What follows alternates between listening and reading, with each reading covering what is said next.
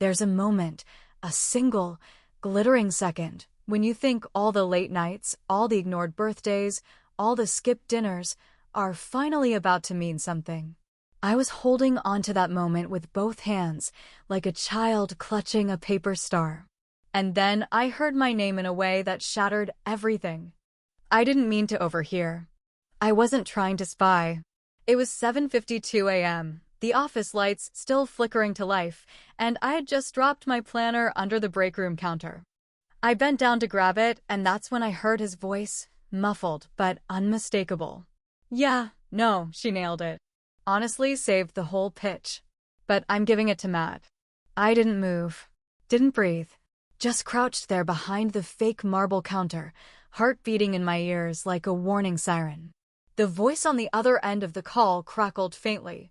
My boss laughed, that low, polished laugh he always used when he was trying to sound generous, like a man who'd just given up a seat on the subway and wanted a medal for it. "She'll understand," he added. "She always does." That part didn't even sound cruel. It sounded casual. Like my patience, my years of sacrifice, were just a predictable footnote to his career story. I stood up too fast and knocked my mug off the counter. It clattered loudly, breaking the rhythm of his phone call. He turned, startled, but his expression didn't change when he saw me. He didn't flinch. He didn't stammer. Just gave me that familiar half-smile and held up his finger like, "Just a sec," then turned his back and walked into his office with the door swinging shut behind him. And I stood there, in the kitchen that always smelled faintly of burnt coffee and cheap sugar substitutes, with my ears ringing and my hands numb. I had finished the presentation the night before at 2:43 a.m. I remember the time exactly because I'd stared at the timestamp when I saved the final deck, blinking through exhaustion so sharp it made my teeth ache. I'd worked through dinner, through that familiar ache in my shoulders, through the quiet texts from my sister, "Still at work? Then, let me know when you're safe home." I'd replied with a smiley face and told her not to worry. That morning, I'd arrived 2 hours early, not to impress anyone, but because I needed to print backup packets, double-check animations, and recheck the financial forecast slides. I wanted it to be perfect. I needed it to be. But none of that mattered now. Because he had said it so easily. I'm giving it to Matt. Matt. The guy who joined last year straight out of business school. The guy who spent most meetings checking his phone under the table. The guy who once told me with a wink that he didn't need to try that hard because he knew the game. Apparently, he did. I sat down slowly at my desk, hands still trembling. The office was filling now. Soft greetings. The clatter of keyboards. Someone wrestling with a paper bag from the deli downstairs. It all sounded far away. "She'll understand." That's what stuck. He didn't say I didn't deserve it. He didn't say I failed. No, he admitted I'd done well. Saved the pitch. But it was never about merit. It was about something else. Something invisible. Something unspoken. She always does. I didn't even know what to feel at first. I wasn't angry, not the loud kind of anger that storms into rooms and demands answers. No, this was quieter. Thicker. Like trying to breathe through wet wool. My chest felt tight, but my face was calm. That's what years in this place had trained me to do. Look composed. Look grateful. Look small enough to not take up space. But inside, something was breaking open. I remembered every time he'd called me detail-oriented instead of creative. Every time I'd offered a solution in a meeting and he'd nodded, only to repeat the same idea in different words a few minutes later and earn applause. I remembered when he told me I had great instincts, but sometimes lacked polish. As if I hadn't rewritten Matt's last report to make it coherent. I remembered the way he always introduced me as a key part of the team, never by my name. Just key. Like a tool. Like something you hang on a hook until it's needed. And I remembered the promotion talk 6 weeks ago. His office. The blinds drawn. "You've really grown, you know," he'd said, sipping his espresso. "We're looking ahead at team lead roles. Keep doing what you're doing. We'll circle back. Keep doing what you're doing." like a dog chasing a ball that keeps getting thrown just out of reach. The thing that burned the most wasn't even the betrayal. It was the predictability. The casual cruelty of knowing he knew what this meant to me and didn't care. I wasn't overlooked. I was ignored on purpose. Because it was easier. Because he didn't think I'd push back. And, truthfully, he wasn't wrong. I had made it easy. I was the first to volunteer. The one who smoothed over client meltdowns. The one who stayed behind after happy hours to clean up, even when no one noticed. I remembered the Christmas pitch 2 years ago, how I canceled my trip home to polish our proposal deck after Matt double-booked himself and bailed. And what did I get? A signed thank you card and a bottle of mid-shelf wine. My stomach twisted. By noon, I had redone my makeup twice, not from crying, but from the tight heat behind my eyes that wouldn't go away. The presentation was at 2. He didn't mention it to me again. Didn't pull me into his office. Didn't offer a pep talk. Just strolled past my desk once, patted the back of my chair, and said, "Show them what we're made of." I had spent 12 hours building the deck, researching, formatting, memorizing data points. I hadn't seen a we anywhere. At 1:57, I stepped into the boardroom. Half the chairs were still empty, and I set up my laptop in silence. I didn't shake. I didn't falter. The slides came up crisp and bright on the screen, the way I had planned. My boss entered with a handful of partners, beaming like a man who knew he'd win no matter what. Matt followed, hands in his pockets. When I spoke, I didn't stumble. My voice was even, calm, deliberate. I moved through the deck as if my life didn't depend on it, because somewhere between that morning and that moment, I had realized it didn't. Not this version of my life, anyway. The room applauded. One of the senior clients even said, "That was the most thorough forecast we've seen in months." My boss chuckled and made a joke about the brains behind the curtain. I smiled, nodded, walked out before anyone could pat my shoulder. Back at my desk, my inbox pinged with an internal reply all, "Great work, everyone. Matt, I'll loop you in on next steps." That was it. No mention of me. Not even a courtesy line. He didn't forget. He chose to leave me out. And I realized, for the first time in over a decade, that I didn't want to be chosen by people who only saw me when they needed something saved. I opened a blank document. Just stared at the screen. My resignation letter wasn't ready. I wasn't ready. But something inside me had shifted. A quiet, seismic rearrangement. Not rage. Not grief. Just clarity. Like snow falling over a city already asleep. I didn't cry. I didn't scream. I just sat there, with the cursor blinking in the empty space. And for the first time in a long time, I let it blink. They didn't even pretend to hide it. That was what kept echoing through my mind in the hours that followed. Not the betrayal itself, but the carelessness of it. The way he had said it so casually, so cleanly, "I'm giving it to Matt." As if I didn't matter. As if I had never mattered. As if I were just some background noise he could turn down whenever he wanted to hear something more interesting. I sat in my apartment that night, still dressed in my office clothes, the untouched dinner I had reheated twice now cooling beside me. The lamp beside the couch cast a warm light, but I felt nothing from it. It was as though the moment I heard those words, something in me had broken open, and not in the way that allows healing to begin. No, this break was the kind that showed you just how long the cracks had been there, quietly spreading beneath the surface. I didn't cry. That surprised me. I thought I would. I'd spent so many years telling myself I had to be strong, had to keep it together. That if I just worked hard enough, stayed late enough, kept smiling when I wanted to scream, someone would eventually notice. But when the truth finally arrived, when the moment came and went, and I was handed nothing but silence, I didn't cry. I simply sat still, listening to the hollow space where belief used to live. What hurt most wasn't that he gave it to Matt. It was that I believed he wouldn't. I remembered every one-on-one meeting over the past year. The compliments that sounded like encouragement, but were really just polite dismissals. "You've been such a steady hand. You're so reliable. I always know I can count on you. Not a single word about vision, leadership, growth. I was the insurance policy, the safety net, the tireless workhorse who wouldn't complain. And I had let it happen.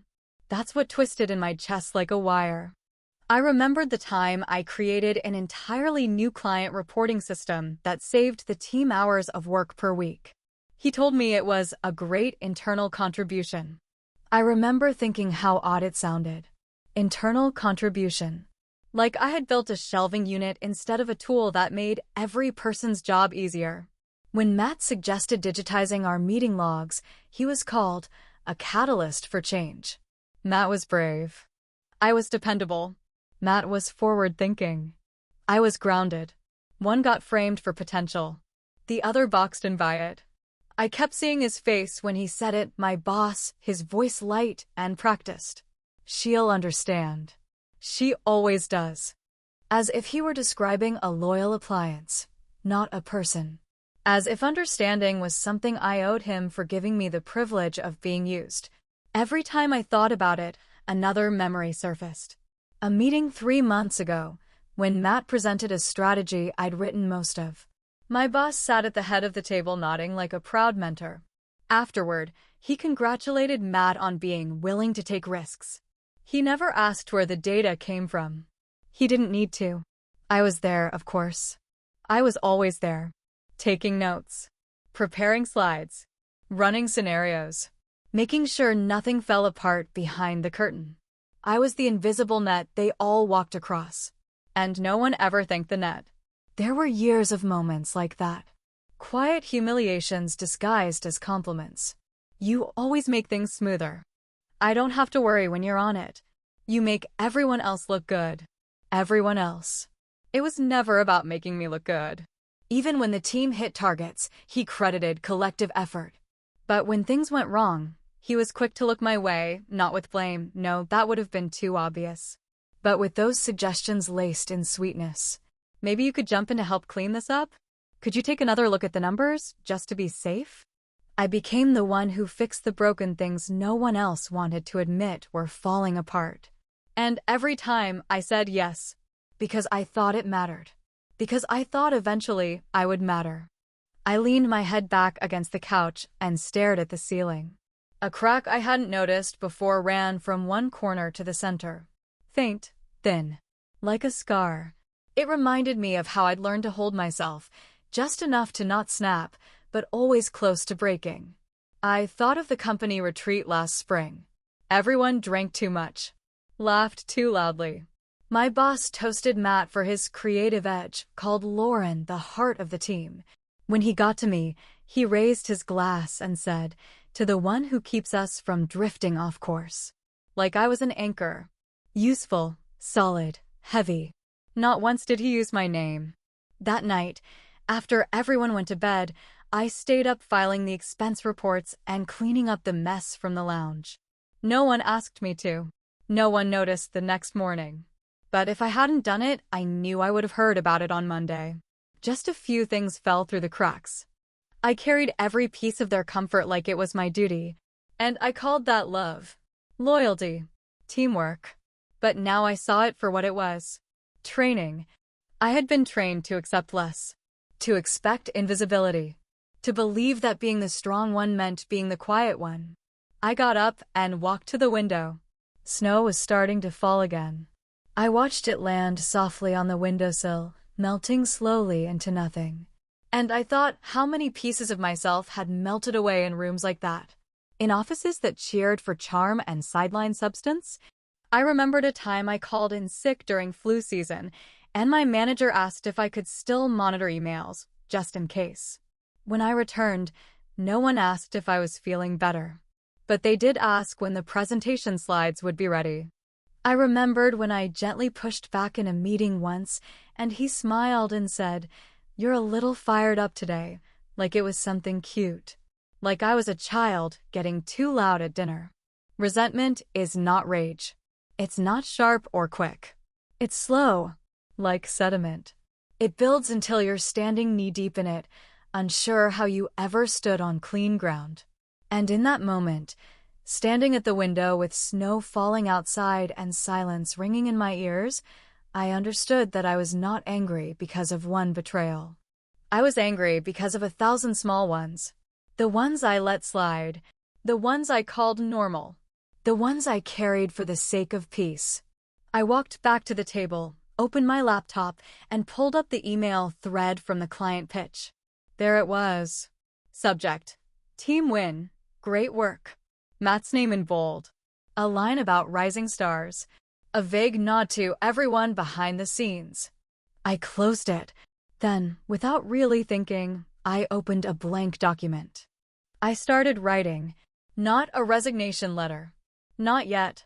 I just wrote what I remembered. Each moment. Each phrase. Each dismissal that had once seemed too small to mention. And with every line, I felt a little more real. A little more visible. This wasn't for them. Not yet. This was for me. To name the story I had been living. To unearth the quiet erasures that had passed for routine. And to finally say, I saw it. I remember. I won't forget. Change didn't begin with a bang. It began with absence. There were no grand announcements. No slammed doors. Just an emptying. Of effort. Of presence. Of me. I began by not staying late. That alone was enough to tilt the rhythm of the office. At 6 p.m. sharp, I would shut my laptop, tuck my chair under the desk, and walk out without a glance back. It felt small. It felt quiet. But it was mine, and it left a gap. Matt noticed first. He always needed a second pair of eyes for his slides. And without me there, he had to make do. I saw the panic in his eyes during the Thursday meeting when he stumbled through data that I used to prepare. He fumbled the chart explanations, misstated projections. My boss stepped in to smooth it over, but I saw the flicker of irritation pass through him. Just for a second. The kind he used to save for interns who overpromised. And then the cracks began to widen. The company newsletter went out with a formatting error. The Q1 review packet missed the appendix. The team birthday calendar, which I had updated for 3 years without being asked, showed the wrong dates. They didn't blame me. Not directly. But their confusion was telling. Did anyone send the client summary? I thought Natalie usually handled that. I assumed it was in her folder. It wasn't. Because I had stopped carrying everyone's load like it was mine. Every time I heard my name floated in that vague, searching way, as a ghost of accountability, I felt the same chill. Not because I felt guilty, but because they were finally starting to realize how much I had been holding up. And how little they had offered in return. My boss didn't comment on my early departures. Not at first. He was too smart for that. But the way he looked at me had changed. Less amusement. More calculation. I could see him rewriting my file in his head. Not team player. Not reliable. Just absent. But I wasn't absent. I was present in a new way. Present to myself. One afternoon, Matt asked me if I could quickly check over a few slides for a client review. I said no. No apology. No softening. Just no. He stared at me like I'd spoken another language. Are you okay? He asked. Fine, I said. Just focusing on what's on my plate. He walked away looking vaguely betrayed, as if my refusal had violated some unspoken agreement. And maybe it had. Maybe they'd all gotten used to the version of me who said yes to everything and never asked for credit. But that version was gone. I had started cleaning my desk. Slowly, subtly. One framed photo gone. Then the mug I used every morning. I left behind only what was impersonal. I wanted my absence to unfold like a vanishing. And still, they didn't say anything. No one asked. That silence confirmed everything. They never saw me, not really. Only what I did. By the second week, I had unsubscribed from all internal committees. Diversity Board. Culture Task Force. Wellness events. All of it. Quiet clicks. Quiet exits. No one followed up. They just assumed someone else would pick it up. But no one did. Because those were invisible roles. The kind people praised but never tracked. The kind that only mattered when they weren't done. The next week, during a team meeting, my boss handed out project leads for the quarter. Matt's name came up again. Another opportunity. Another spotlight. I didn't flinch. I didn't sigh. I just listened. Later, he stopped by my desk. Appreciate you holding down the fort. You know we're counting on you to keep the wheels turning. That was his version of praise. No acknowledgement. No credit. Just a nod toward my reliability. The resentment burned hotter this time. Because I knew what it really meant. You'll do the real work. He'll get the reward. But this time, I didn't smile. I didn't nod. I just turned back to my screen. I thought about every time I had covered for him, built reports, answered emails, corrected errors. The pattern was so familiar, it had stopped feeling wrong. It had just felt expected. Now, with distance, it felt insulting. He'd once told me I was the glue of the team. But glue cracks too, eventually. Especially when it's stretched too thin for too long. The final shift came quietly. A Friday afternoon. The office had thinned out early. My boss passed by and said, "Appreciate the long hours this week." I looked at the clock. It was 4:58 p.m. I left at 6 every day, I said. He paused. Well, still, you're always here in spirit. Spirit. That's what I had become to him. A presence. A utility. A name on the edge of his schedule. I stood up. Actually, I said, I've decided not to take on any additional work outside my role. Effective immediately. He blinked. Of course. That's fair. And just like that, I saw it, the beginning of the end. He didn't fight. He didn't persuade. He simply accepted that I was pulling away. Because, deep down, he knew I was never meant to stay silent forever. When I walked home that evening, the air smelled like snow again. The streets were quiet. And for once, I didn't rush. I let the silence settle over me like a coat I had long forgotten to wear. The resentment was still there. It didn't vanish. But it no longer owned me. It had transformed from something that bound me to something that pushed me forward. And deep inside, something whispered, "Keep going. They'll notice when you're gone. But by then, it won't matter." There was no outburst. No slammed door or whispered rumors. The collapse began the way a dam breaks, one quiet, invisible crack at a time. The first fracture came on a Monday morning. Matt sent out a team-wide email about a follow-up report for a major client. A familiar thread. Routine work. I used to handle it without needing to be asked. And though the client had already received a partial draft from me weeks before, Matt's version lacked key updates, context, and polish. The client replied, cordially, but with concern. Not quite what we discussed. Would appreciate clarification. I watched the reply all panic unfold. People scrambled, double-checked folders. Slack buzzed with private messages and shared links. No one messaged me. No one asked if I still had the notes. Or if I could jump in. But I saw their eyes at the morning check-in. A flicker of hesitation when the client's name came up. And in that glance, I saw it clearly. They knew I could fix it. But they also knew I wouldn't. The resentment in me was calm now. Not a fire, not a wound, more like a boundary. A quiet, steady refusal to step back into the role I had been trapped in for years. I thought of the first time I ever stayed late to clean up someone else's mistake. It had been so simple. A missed bullet point. A duplicated chart. My boss had thanked me in passing and said, "You're a lifesaver." I remember smiling then. Feeling proud. Useful. But now, as I sat at my desk watching Matt attempt damage control, I understood how dangerous that word had been. Lifesaver. It wasn't praise. It was ownership. It was him telling me I was expected to rescue them again and again, without acknowledgement, without end. By Tuesday, the pace had changed. The team seemed to speak faster. Check details twice. I saw people hovering near my desk, as if they wanted to ask something but didn't know how. I didn't move to help. Every choice I made was deliberate. Every quiet hour I let pass without lifting their burden felt like reclaiming a piece of myself. Wednesday brought more fractures.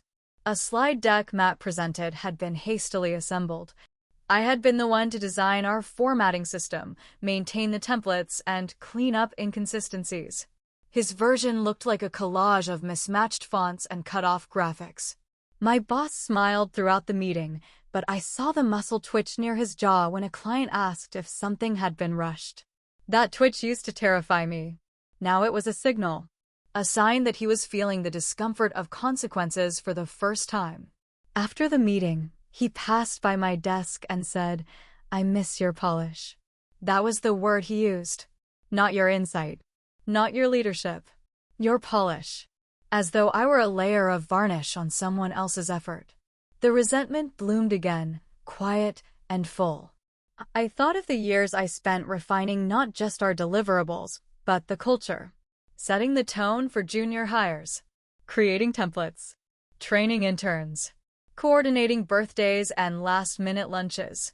None of it was in my job description. All of it was expected. And now that I had stopped, the gaps were showing. But still, he didn't say my name in meetings. He didn't mention what was missing. That would require acknowledgement. That would require giving credit. Thursday brought a small storm. An internal performance summary was missing, one that should have gone out by Wednesday. My boss asked in the group chat, "Was this assigned to anyone?" I typed a reply, then deleted it. Let them remember. Let them realize I had written it every quarter. Let them scroll through past emails and find my signature. Instead, I watched as Lauren volunteered to take it on last minute. She struggled. She tried. But it wasn't ready in time. Another deadline missed. I saw my boss at his desk later, pinching the bridge of his nose. I imagined the story he'd tell himself. The team's losing focus. People aren't stepping up. But the truth was simpler. I had stepped back, and the center they'd built around me was caving in. By Friday, he called me into his office. He didn't mask the tension. "How are you doing?" he asked. "Fine," I said. I let the silence stretch. He shifted in his chair. "Look, I know things have been a little off. People are adjusting. It's a transition." I nodded once. Let him continue. He smiled. Too wide. Too practiced. "I was hoping you could mentor Matt a little through this phase.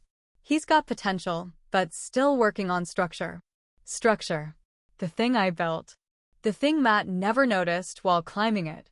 I took a slow breath. I've taken a step back from unofficial responsibilities. His smile faltered. "Right. I know. Just thought. You've reassigned the work. It should stay that way." There it was. A clear, firm line. The kind I'd never drawn before. He didn't respond right away. His fingers tapped the edge of his keyboard. "We need to show collaboration," he said finally. "You mean covering gaps?" I replied. He winced, almost imperceptibly. And then he said something I'll never forget. "You don't want to become someone people see as unhelpful." Unhelpful. After all the late nights. After all the unpaid labor. After all the quiet sacrifices. That word. That warning. It wasn't concern. It was control. A last-ditch attempt to pull me back into the role they had designed for me. But I didn't flinch. I didn't shrink. I stood. If being helpful means being used, then yes, I'd rather not be. He didn't stop me from leaving. Back at my desk, the air felt heavier. Not hostile. Just wary. Like everyone sensed that something irreversible had happened. That the woman who used to prop up their structure had walked away, and the foundation was starting to shift. I packed up a few more things that day. A plant. An old folder. I left behind the awards. The team photo from 2 years ago. I didn't need relics of a story I no longer believed in. Outside, it had started to snow. The same quiet flakes that had fallen the night I realized the truth. This time, they didn't feel cold. They felt clean. A reset. And as I walked home through the city, the wind brushing past me like a soft exhale, I realized something. I wasn't leaving in rage. I was leaving in peace. But they would feel it as loss. Because for the first time in their world, I was no longer available. No longer willing. No longer theirs. The letter arrived on a Wednesday. A simple white envelope tucked between a utility bill and a grocery flyer. I almost didn't open it. I thought it was junk. But my name was handwritten on the front, and the handwriting looked familiar. It was from Jordan Lynn, the former client who had recently gone public with their gratitude. Inside was a card, plain and heavy, and a message that read, "I meant every word. If you're ever ready to build something where your value is seen from day one, I'd like to talk. Not as a recruiter. As a partner." My fingers trembled slightly, not with shock, but with something else. Recognition. The slow, blooming realization that all this time, I hadn't been invisible. I had just been standing in the wrong light. I placed the card on my desk and stared at it. There was no flattery in those lines. No bait. Just clarity. And a door I hadn't knocked on, already open. At the office, the air had grown thick with tension. Meetings were shorter. Conversations clipped. The once steady rhythm had turned jagged. Matt barely made eye contact anymore. He walked around like someone who had discovered too late that the foundation beneath him was crumbling. I watched him fumble with spreadsheets I used to stabilize, reread memos I used to draft. And every time he smiled and nodded like everything was under control, I felt something deeper than satisfaction. Resentment. Not at him. Not entirely. But at the way he had been handed everything I worked for without understanding the weight of it. At how confidently he had accepted my efforts as background noise. How my reliability had given him the illusion of competence. My boss, too, had shifted. He stopped trying to draw me into meetings. Stopped saying my name in passing.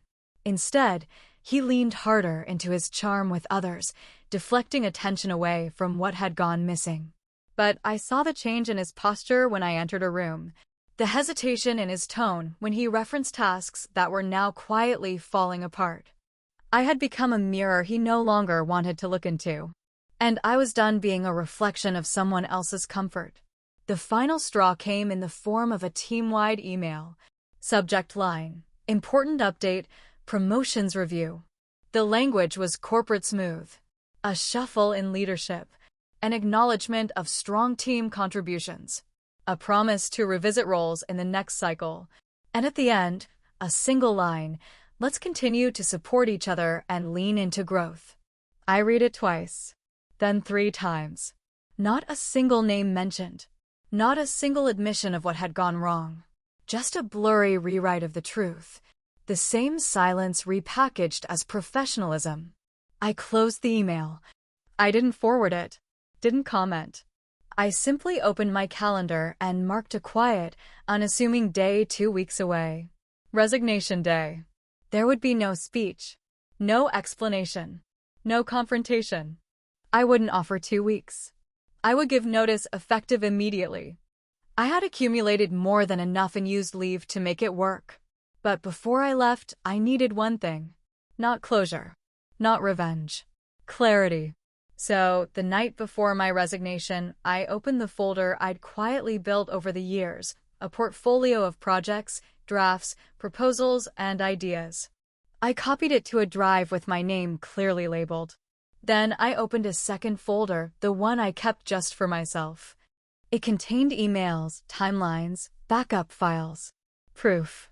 Quiet, consistent proof of everything I'd done. Everything I'd carried. I didn't use it to expose. I wasn't going to send it to HR or post it online. But I kept it because sometimes justice is simply the truth kept safe. And I would carry the truth with me not to punish, but to remember. When I walked into the office that final morning, it felt like winter had moved indoors. Cold. Still. Unforgiving. I placed my letter on my manager's desk. It was already open when he walked in. I was still standing there. He blinked. This is sudden. No, I said. It's been coming. His lips parted like he wanted to argue. Or negotiate. Or maybe apologize. But he didn't. Because what do you say to someone who finally put down the weight you convinced them was theirs to carry? I handed in my badge. I logged out for the last time. No exit interview. No farewell email. Just silence. As I walked out, I didn't look back. There was no applause. No confrontation. No dramatic unraveling. Just the sound of the glass doors closing behind me. And ahead of me snow. Thick and white and quiet. Covering everything. Erasing the footprints of all the paths I had followed trying to be enough. My phone buzzed as I walked home. A message from Jordan. Let's build something better. When you're ready. I didn't answer right away. Instead, I stopped at a cafe. Ordered tea. Sat by the window. I watched people move through the world. Free. Unaware. Bright. And for once, I felt like I was among them. Not because I had been chosen, but because I had chosen myself. I pulled out the card again. Ran my thumb along the edge. The resentment I had carried for so long began to shift, not disappear, but change. It had sharpened me, hardened me, taught me how to survive in places where being essential meant being unseen. But now it was something else. A map. A line between who I had been and who I would become. I took one last look at the skyline beyond the snow-dusted streets. Then I picked up my tea. And I didn't whisper goodbye. I whispered thank you. Not to them. To me.